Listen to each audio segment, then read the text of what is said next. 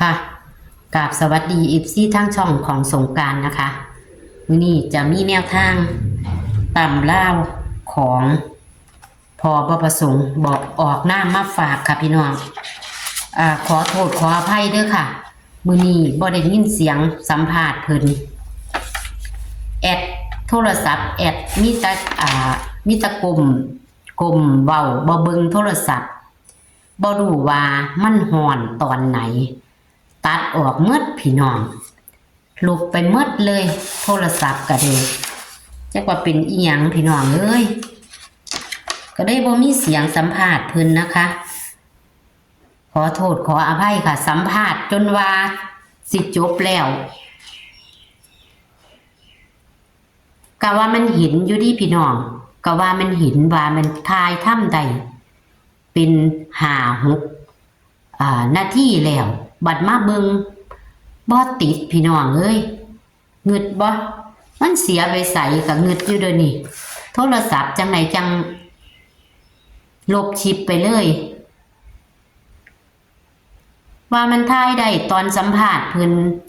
ว่ามันได้5-6นาทีแล้วมาเบิงบ่มีแม่พี่น้องขอโทษขออภัยหลายๆเด้อที่บ่ได้ยินเสียงสัมภาษณ์เพิ่นนะคะก็สิได้นั่งเว้าเอาคือเก่าล่ะอย่าเปิดอย่าเบียพี่น้องเป็นอีหยังก็บ่ฮู้โทรศัพท์คันฮ้อนแน่ก็เลยเดี๋ยวนี้ค่ะก็เลยขนาดฝนตกดิค่ะฝนตกโทรศัพท์ก็ยังฮ้อนเลยขณะแล้วก็เก็บข้อมูลบ่ได้โทรศัพท์ก็เก็บข้อมูลบ่ได้หลายนะคะเก็บข้อมูลบ่ได้หลายก็มันลบไปโดยที่บ่ฮู้ตัวพี่น้องเอ้ยมีแต่กลุ่มเขียนล่ะค่ะตอนเพิ่นให้แนวทางมีแต่กลุ่มเขียนกันนึกว่ากลุ่มเงยขึ้นมาเบิ่งอยู่ว่ามันเห็นได้5นาที6นาทีแล้วมันมาตรวจเบิ่งจะเอาไปตัดต่อพี่น้องบ่มีเป็นอีหยังก็บ่รู้โทรศัพท์คือเป็นจังซั่นหายไปเองเลยคลิปหายไปเองมีคนเคยเป็นบ่พี่น้องมีผู้เคยเป็นบ่มันก็ละเอียดอ่อนเนาะค่ะเนาะละเอียดอ่อนมากเลยก็เลยสิมานั่งเว้านะคะตอนท้ายคลิปตอนที่โชว์ตัวเลขนะกะว่ามันทายอยู่ดิพี่น้องได้ทายอยู่แต่มันหายไปเองได้จังไดเงึดอยู่เดี๋ยวนี้พี่น้องเอ้ยคลิปหายไปเองเงึดหลายมือว่านนี่ขอเว้าขอจมให้พี่น้องฟังในเด้อค่ะมื้อคืนนี้วันที่18สิงหาคม69ตำล่าวของพอบ่ประสงค์ออกนามกับบ่ผิดหวังเด้อค่ะบ่ผิดหวังนะคะ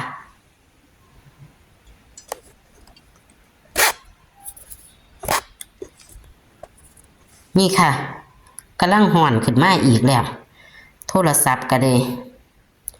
ฮ้อนขึ้นมาอีกแล้วฮ้อนบ่ได้นี่ค่ะวันที่18สิงหาคม69กับ22เพิ่นจับคู่ให้เลขเบิ้ลนะคะเพิ่นให้เบิ้ล22นะคะพี่น้องก็ออก22เนาะออก8222ค่ะพี่น้องบ่ผิดหวังแต่ว่าเลขในตารางเลขวิ่งของเพิ่นบ่เข้าบ่มานะคะพี่น้องแต่ว่าเพิ่นจับคู่เข้าตรงๆเลยค่ะ22เลยอย่าถิ่มอย่าปาพอเด้อพี่น้องอยากให้นำชากาแฟก็ทักไปหาพอได้เพราะว่าแอดจะแอดลงเบอร์โทรเพิ่นให้ตลอดนะคะลงเบอร์โทรของพอให้ตลอดนะคะก็มีอยู่เพิ่นโทรมาถามเอาเบอร์โทรนะคะก็ให้ไปแล้วแต่ว่าถ้าผู้ใดบ่เห็นคลิปเพิ่นก็โทรมาทักว่าบ่เห็นคลิปนะคะบางทีถ้าบ่กดกระดิ่งก็จะบ่เห็นนะคะพี่น้องจะบ่เห็นนะคะ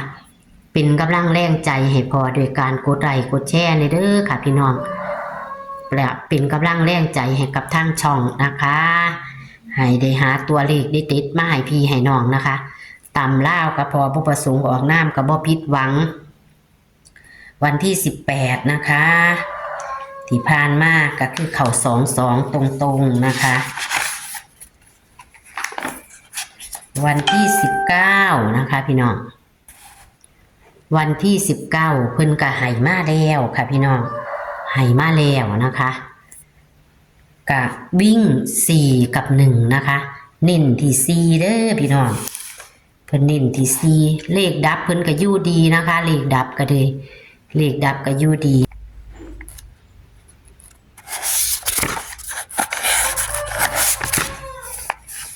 เบิ่งอีกที่หนึ่งค่ะเลขเพิ่นเข่าที่22เด้อค่ะตัววิ่งบ่เข้าค่ะตัววิ่งไม่เข้านะคะเบิ่งอีกแต่ว่าจับคู่เข่า22เพิ่นกันเบิ้นให้กับเข่าของเพิ่นอีหลีค่ะพี่น้องกันเบิ้น22 3322ออก22นะคะส่วนนี่ค่ะ19นะคะนี่ค่ะ19สิงหาคม69ตำล่าวนะคะพี่น้องเห็นบ่ค่ะเห็นบ่แคปหน้าจอเอาเด้อค่ะพี่น้องนี่ค่ะมื้อนี้บ่ได้ยินเสียงสัมภาษณ์เพิ่นเด้อแอดกับบ่รู้คือกันว่ามันหายไปไสทายได้4-5นาทีแล้วหายไปตัว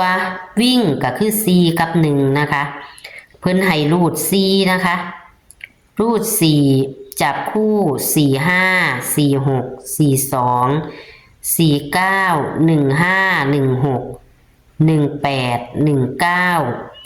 92 95 96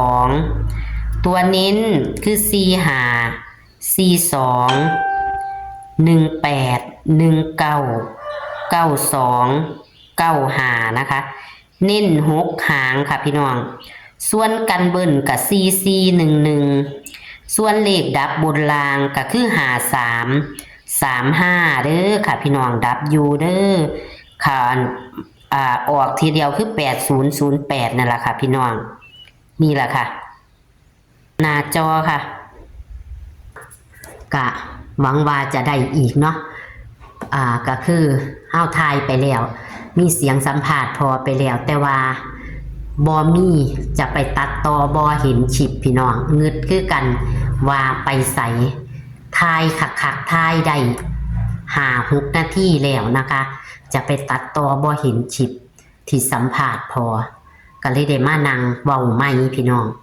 นั่งเว้าเอาใหม่กะขอบคุณทุกการรับชมเด้อค่ะกะขอให้โชคให้มานกับพอบ่ประสงค์ออกนามอีกนะคะงวดวันที่19สิงหาคม69ตำล่าวนี่นะคะงวดวังหันบ่ผิดหวังของพอกับเข้ามาติดต่อกันเป็น2 มื้อ3 มื้อซ้อนแล้วเด้อค่ะพี่น้องเอาอย่าถิ่มอย่าปาค่ะส่วนผู้ใดอยากได้เบอร์โทรพอแอดก็ขึ้นให้ตลอดนะคะแอดขึ้นให้ตลอดมีคนทักมามีคนโทรมาถามนะคะแอดก็ลงให้อยู่นะคะแต่ว่าต้องเบิ่งตาตุนนะคะเพราะว่าแอดจะขึ้นให้ตอนต้นๆนะคะเบอร์โทรของเซียนต่างๆนะคะแอดจะขึ้นให้ตอนต้นๆนะคะก็เป็นแนวทางตำล่าวเด้อค่ะพี่น้องโชคมันกับพอบ่ประสงค์ออกนามนะคะผู้ใดอยากให้นำชากาแฟกระทักเพิ่นไปได้ค่ะพี่น้องให้เบอร์โทรแล้วเด้อค่ะคลิปนี้ก็ฝากไว้ตำนี้ค่ะเจอกันคลิปหน้าค่ะสวัสดีค่ะเฮงปังพี่น้องถูกหวยรวยเบอร์ให้มีเงินมีทองใส่เด้อผู้ใดกดไลค์ขอให้ถูก3ตัวตรงผู้ใดกดแชร์ให้ได้รางวัลที่1เด้อค่ะแต่ว่ามื้อนี้เป็นตำล่าวค่ะพี่น้องขอให้โชคมันค่ะกับพอบ่ประสงค์ออกนามค่ะคลิปนี้ก็ฝากไว้ซ้ำนี้ค่ะเจอกันคลิปหน้าค่ะสวัสดีค่ะ